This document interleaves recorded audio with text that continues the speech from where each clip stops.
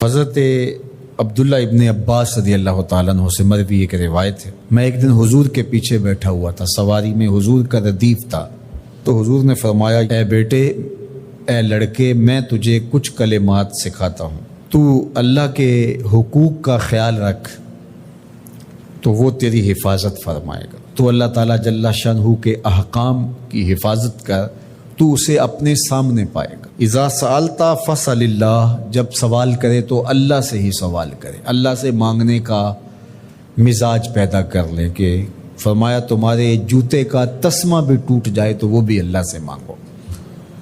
ضرور بازار میں جاؤ دکاندار سے، لیکن حقیقی طلب اللہ سے ہونی چاہیے۔ بات بات پہ اللہ سے سوال کرو، بڑی سے بڑی چیز بھی اس سے مانگو، چھوٹی سے چھوٹی چیز بھی اسی سے طلب کرو۔ ہماری ساری ضرورتوں کا کفیل ہمارا رب، ہمارا مالک ہے۔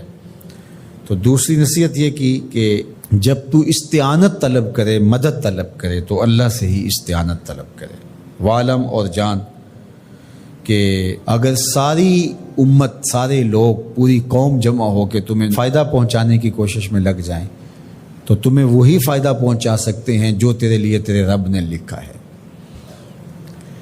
اور فرمایا وَإِنِ اجْتَمَعُوا عَلَىٰ أَن يَضُرُّوكَ بِشَيْءٍ، اور اگر تمہیں نقصان پہنچانے کے درپے ہو جائیں، لَمْ يَضُرُّوكَ إِلَّا بِشَيْءٍ قَدْ كَتَبَهُ اللَّهُ عَلَيْكَ، تو تجھے صرف وہی نقصان پہنچا سکتے ہیں جو اللہ نے تیرے لیے لکھا ہے۔ سارا زمانہ بھی مخالف ہو جائے، تیرا کچھ نہیں بگاڑ سکتا۔ ہاں، تیرے مقدر میں اگر کوئی چیز، کوئی بگاڑ لکھا ہے تو وہ ہوگا، اس کا ذریعہ وہ بن جائیں گے۔ تو اس لیے پھر اسی سے مانگو، اسی سے طلب کرو۔ رفعت الاقلام وجفت الصحف، جو لکھنا تھا اللہ نے لکھ دیا، لکھنے کے بعد قلم اٹھا لیا گیا اور جن صحیفوں پہ لکھا تھا وہ خشک ہو گئے۔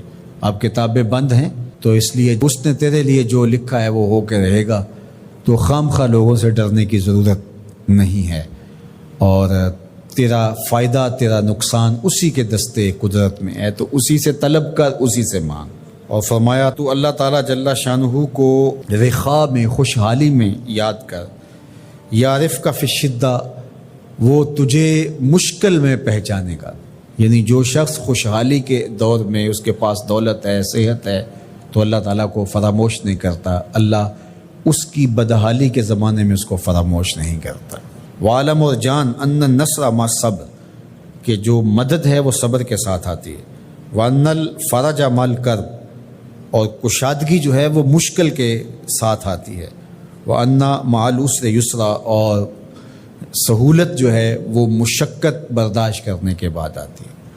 تنگی کے بعد فراخی آتی ہے، پہلو مشکل پھر تمنا، پہلو کنڈا پھر پل، شاید مگروں پہلو مکھیاں ڈس دیاں ڈنگ والیاں۔ تو یہ سب ہوتا ہے، مشکلات، تکلیفیں، آلام، مصائب، ان سب سے گزر کر کے آسانیاں آتی ہیں۔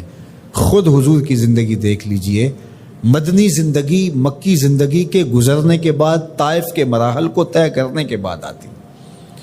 تو ہم ڈائریکٹ اگر چاہیں مکی زندگی کو اختیار کیے بغیر اور طائف کی مشکلات اور سنگلاخ راستوں سے گزرے بغیر مدنی برکتیں حاصل کرنا، تو وہ نہیں پا سکتے۔ تو یہ اللہ تعالیٰ نے ایک نظام رکھا ہوا ہے۔ جب مشکل آ جاتی ہے، مصیبت آ جاتی ہے، اس وقت تو رجوع اللہ بہت سارے لوگ کر لیتے ہیں، لیکن خوشحالی میں اللہ کی طرف شکر کے ساتھ رجوع کرے، اور جب مشکل آ جائے تو التجا کے ساتھ، الہا زاری کے ساتھ اس کے حضور رجوع کرے۔ تو شکر کے ساتھ اور التجا کے ساتھ رجوع اللہ کا مزاج پیدا کر لیا جائے، تو اس کا لازمی نتیجہ یہ ہے کہ اللہ تعالیٰ جل شانہ پھر اپنی خاص عنایت نصیب فرماتا۔ بلکہ ایک روایت میں آتا ہے کہ جو خوشحالی میں اللہ کو نہیں بھولتا، اس کی بدحالی کے موقع پر اللہ پھر اسے نہیں بھولتا۔ یعنی جو خوشحالی کے موقع پہ شکر ادا کرتا رہتا ہے، تو کبھی زندگی میں اللہ اس کی آزمائش کے لیے، اس کی درجات کی بلندی کے لیے اس کو کسی مصیبت میں ڈال بھی دیتا ہے، لیکن اللہ اس کو فراموش نہیں کرتا۔